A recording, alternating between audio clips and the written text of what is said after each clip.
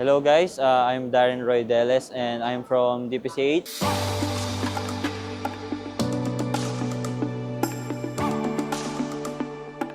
Papasalamat ako dito sa theoretical na driving course kasi malaking bagay siya para sa mga kabataan na wala pang lisensya. And dun sa mga gusto magtipid is malaking tulong na rin sa mga parents natin yun. Ako wala pa akong lisensya so nag-try ako, nagbakasakali ako. So goods naman siya, wala namang problema.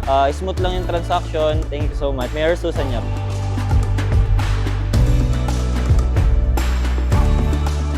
Tarlac has one of the best roads. We have beautiful roads with the expressways at lahat. Be mindful, tandaan palagi. Be respectful tayo sa kalye. Be mindful, follow the rules. Safe driving.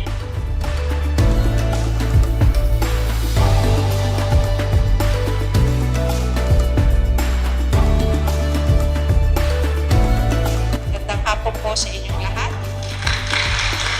Mahal ko kayo, gusto ko safe kayo. Kaya we have this theoretical driving courses. Magandang hapon.